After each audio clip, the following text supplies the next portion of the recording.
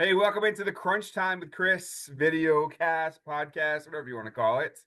I am here with clever head coach Mac Whitehead. Coach, thank you for making time for us tonight in Hey, a postseason edition here. absolutely. Appreciate you having me. And you're here for our new sponsor, actually. We're sponsored by Maverick. They just signed, no, they didn't. That's the joke I play every time, Coach. We actually are not sponsored at all, but I saw it's something I'm hoping someone will catch on to it. You know what I mean? I saw the interview with Coach Cox, and I think we did the hot sauce. I was kind of hoping we'd be hot sauce this week. Yeah, it's funny. Steve Grant has a hookup for these Frank's Red Hot hot sauces. He gives us some at the newsroom, and I had some laying around. And I was like, you know what, Coach, take this. This is for you, and he took it home. So that was good. That's awesome. Yeah. Hey, Coach, what is awesome and what we love to do on this podcast, what I love to do is interview coaches of programs who have really, turned things around and really built up a program like you've been a part of here now for a few years with Clever, starting off as assistant and now in your first year as head coach. Certainly not your first year as a head coach. 27 years of coaching experience you have. You helped turn around a diamond program as well. You also were a part of Pierce City as a head coach, and I know you had stops in Branson. You played at Seneca, correct? That right? Yes. Yeah. It's awesome. So you've been around a lot of winning football here. Um, I mean, so last year, 5 wins when you were an assistant, which was more than the 4 previous years combined, in the short history of clever football here. And now this year, you're 1 win away, coach, from doubling that 5 win total. This week in the postseason when you take on Mountain Grove, no easy task there. But No. can you just talk about when you first came into this program? What did you see? What kind of potential did you see in the Blue Jay program? Well, this is my third year in Clever, and my very first year, when Coach Howard hired me, I showed up to practice, and they were already coming off an 0-10 season, and I was looking around at the athletes that we had, and I was like, I can't believe it. I mean, we got some really good kids at Clever. We got some very athletic kids at Clever.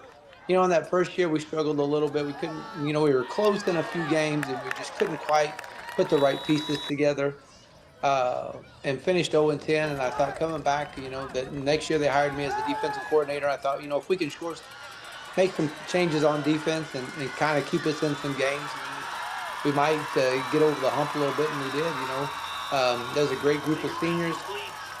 We were able to put together 5 wins, and then with Coach Howard stepping down and me being able to transition right into the head coaching job that my third year, um, you know, I knew that we had the potential of making, a big stride, a big leap in our program. And man, the kids have just bought into everything that I've asked them to do as far as off-season weights and the commitment to the weight room, in-season weight room. And it's great to see them have some success. Yeah, coach. You know, we've had a few different coaches on here who have been part of turnarounds like that and improving the culture and building up wins. And your situation is no different. I got to tell you from my own personal experience, I was hired here. This is my 4th year here almost. When I first got here, uh, Clever had a really tough time getting wins. Obviously, that's part of the history.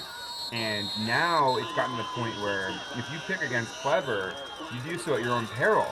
Um, how have the kids been able to shift their mindset from being a team that is used to losing, so to speak, because you were they were a new program, of course, to being this team that now expects to win every time they play? That's something that we addressed in the wintertime. My seniors, their freshman and sophomore year, they were 0-20. And then they won 5 games last year as juniors. And then for Right. them to be in this place as what they are, I use them a lot as examples. And this offseason, we would have leadership meetings in the mornings before school. And, we would talk about team and what it means to be a good teammate and what it means to be a leader, and what it means to sacrifice, and at those meetings in the morning, I would probably average around, somewhere between 20-25 kids a morning, and that's, when you ask them, a 16, 17-year-old kid to get up at 6 o'clock in the morning and meet before school. And the only thing they're getting out of it is Coach Whitehead is going to make them pancakes, and they're going to have a lesson on leadership. And for them to show up, that to me spoke volumes as far as these kids want to win, and they're eager to win. They'll do what it takes. And our seniors have led the way. I can't be more proud of a group of kids. Yeah, and I just remember too, we were in the office when that losing streak ended. And I remember thinking, I mean, we knew going into the season that streak was probably going to end. The team looked a lot better and improved. But how could you predict? Not only would you break that losing streak, but then to put a team that was so competitive on the field, that was probably something kind of beginning to be special there, and it's proving to be the case. I think what's it like at the school? I guess I mean the school must be so excited about not only having a football program, but a really good one. Yeah, it's really special, to walk down the hallways, and our kids are now hanging we're not hanging our heads low. Our heads are high, and we're proud to be a Clever Blue Jay. We're proud to be part of the football program. It's been very exciting, not only for our school, but for our community as well, to have a program that every week, when we go out on the field, we're going to make them proud. And that's something that, we talked about is, one of our goals at the beginning of the year was to be competitive in every game. Last year we did win 5 games, but there were some of those losses that were, we took some whoopings last year by 50 points. The Stratford game got out of hand, and against Fairgrove, that was something that our kids, every week we play this year, when we get into the fourth quarter, we're going to have a chance again, a chance to win. And, we've lost 2 games, combined total of 6 points, 5 points. We lost to Forsyth by 1, which, going into that, you're up by 15 with 3 minutes left to go in the game, and you're thinking, you have it under control, but, it just wasn't to be. And to play against Stratford, and, had a couple of critical injuries there, but, we looked past that one. And, it was a great lesson for our kids to know that, every week you got to show up for them. But our town is proud of us, our community's proud of us, and it's great to be part of it right now. Yeah, that's awesome. And now you're going to be going up against one of those programs that has, Mountain Grove. They are the ones that can beat teams 50-0 sometimes, right? And you have an opportunity to see what your team is capable of in this game. A tough opponent, a tough building to play in, an absolute cathedral out there in Mountain Grove. How healthy is the team going into this? I know you mentioned the injuries earlier, and how are you feeling going into the matchup? Well, the one thing I'll say about Mountain Grove is Coach Walford. I have a tremendous amount of respect for him. And, he's always got his team prepared.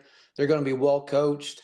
And they have a lot of tradition there, and that's something that we talk about constantly with our kids, with a program as young as we are.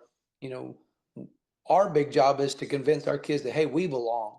We didn't get here by accident. We put in the work, we put in the time, and we belong in this district championship game. Injury wise, we're still down 1 quarterback. We played 2 quarterbacks all year. Braden Baker, our senior, and then Brecken Vestal, our sophomore. Brecken against Springfield Catholic suffered an elbow injury. We're trying to get him back, but Braden did a great job last week against St. James. Threw for over 100 yards. Made some real big throws late in the game to get us some first downs. We're going to be without Kendrick McClanahan, our starting center, nose tackle. He had a hand injury last week against St. James, but we're very much a next guy up mentality. We know that they're not going to feel sorry for us in Mountain Grove because of our injuries, and they're not going to take it easy on us. So, we're going to do the best we can to get ready to play Friday night.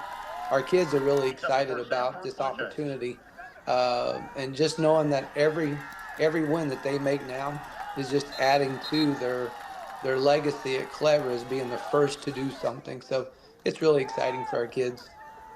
Yeah, Coach Swafford is a friend of the program here. I don't know if you've got a chance to see our video podcast with him for Crunch Time with Chris a few weeks ago.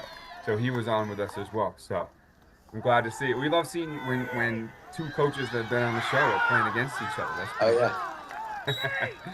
Yeah, and you know, you both have similar stories in terms of having been a part of programs that have been turned around. I know when you were at Diamonds, um, when you were the head coach there, they were able to reach 500 record for the first time in Yeah. 5 or 6 years, I believe it was. So you're no stranger to what it takes to implement the changes that are need to be made to do that. How do you prepare kids for for their first taste of a district championship game, like you said? And one of the things that we talked about, and my assistants have been great. They've been right on board with me, and you talk about changing programs, and it starts with culture. It starts with making sure you do everything right, making sure that the kids are dressed right. We have dress, practice uniforms that you have to be this, you have to dress this way, and just the little bitty details we started implementing that has kind of helped us get to where we need to be. With our kids, trying to get them to understand that, Friday's a big game, but it's just another game. And again, like I said earlier, our big thing right now is making sure our kids feel good about themselves when they walk on the field Friday night. We're not going into this thing with any kind of pressure on us. And, in our eyes, all the pressure's on Mountain Grove. They're a traditional uh, powerhouse of a football team. We're just clever. We're just the clever Blue Jays going in there in the district championship, and just going to go relax and have fun and play football. You know, to start this season, the idea of you guys getting 9 wins with a shot at 10 wins here, uh, how much of a surprise was that to you to be in this position? Uh, um, I'm not going to lie to you. My wife asked me a question. This was probably early summer. She uh, she asked, predict your schedule, and I sat there and I thought a little bit, and I told her 9-3, and we've got the 9 wins. We're sitting here or 8 and or whatever our record is now, 9-2, and to know that if we lose Friday night, I'm going to make myself correct. It's kind of frustrating. I wish I would have went back and said we're going to be 10-2 or 11-1 or something like that. But no, I knew early on that we were looking at our schedule and looking at what we had coming back, how we went through the summer, how we competed at our Branson camp. I knew um, we were going to be okay. We've got a ton of skill kids. Um, I've got three running backs right now that are, I would put in any class three school would probably start with Quentin and Tavis Limmer and Kendall Piper, our junior. I feel like I've got the best sophomore in the state, uh, Trenton Allen. Uh, we get good kids.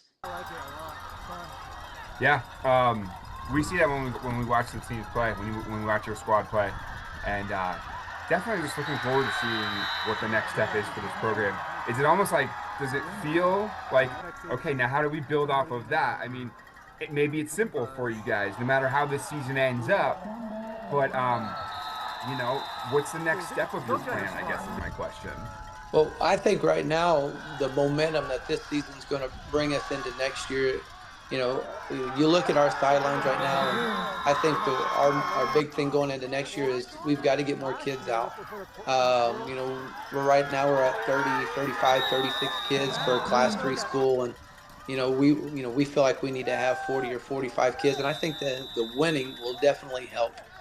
We've got a lot of kids walking around Clever right now that are basketball guys or baseball guys. And, I think the winning and just the excitement, our crowd Friday night at that home game was phenomenal. And, our kids showed up, our city showed up. And I think that excitement will help us, get to where, hey, the expectation for us is district championship. That's the expectation from now on. And I think our underclassmen are buying into that, and I think our younger programs as well. So, it's super. It's a really exciting time to be a clever Blue Jay right now.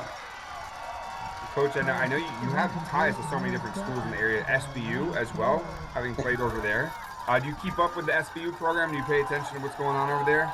I don't keep up with SBU as much as I do with my Missouri Southern guys.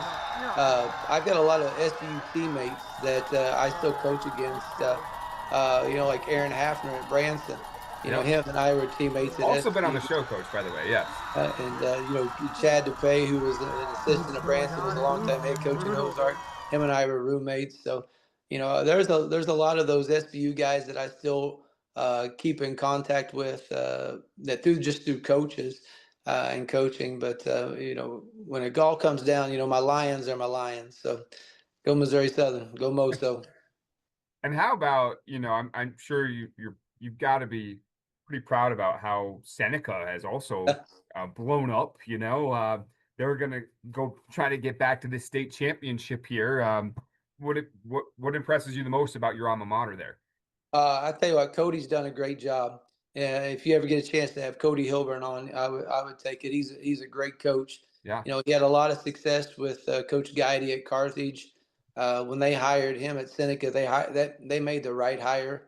He's a hometown guy, and if you look back through the history of Seneca, most of the coaches that have had a lot of success have been Seneca guys. Pat Lawson was a Seneca guy. Tom Hodge was a Seneca guy, and so to see Cody have the success that he has, it's pretty special. I've got there's a I graduated in '94, and there's about 8 guys that I graduated with that we have a text group. They're my best friends. We get together once a summer. We'll go floating down in Arkansas. We'll get together, and that's my phone and my watch goes off nonstop on Friday nights, and it's not about my game. It's about the Seneca and what Seneca's doing. So I'm always well aware of what the score is at Seneca because my friends keep me up to date. So, but they got a great team. If we're happy to we have the chance to get through Mountain Grove. I would love to have a chance to play Seneca. And the only thing is, I tell Cody, I said, listen, you got to take it easy on me, one home guy to another. So, it's exciting for them. It's awesome. Coach, is there anything I didn't ask you about your team or this game coming up here that you think I should ask you or I should mention here? Uh, you know, uh, I've got great seniors, and I think I mentioned that before. And there's 9 of them, and all of them start, and all of them contribute in their own way. And yeah, these guys have seen it. They've been through the 0-10 and the 0-20. And I just think how special this group is, and how much I love them, and how much hard work that they've put in to turn this program around. So, my hat's off to them more than anything. Well, Coach, thank you so much. I know you got a big week of preparation ahead here, and you're starting it off by telling us a little bit about how the program has been so successful here this year. And we love the story, and we'll look forward to seeing what's next for Clever on Friday night and certainly in the years ahead. Hey, I appreciate it. Thank you very much. Absolutely. Coach Whitehead, all right. Yeah, we do this thing at the end. We do a crack. You ever see like in the movies, they have like the it's like a lights, camera, action thing. You know what I'm talking I about? do. How we Yeah. end it, okay? That's how all the coaches do it, okay? Coach Swafford nailed this part, okay? It's a little harder on Zoom here, okay? Let's do it, okay? Crunch time with Chris. Here we go. The end of it. Congratulations, Clever Blue Jays. Good luck on Friday. Crunch time with Chris with Coach Mac Whitehead. 3, 2, 1. Crack. There we go. Did it. That was good. That was hard to do on Zoom. I like that though. Coach, thanks again for squeezing me in here. I had a great Hey, time. This is awesome. I appreciate it. Love talking about my team.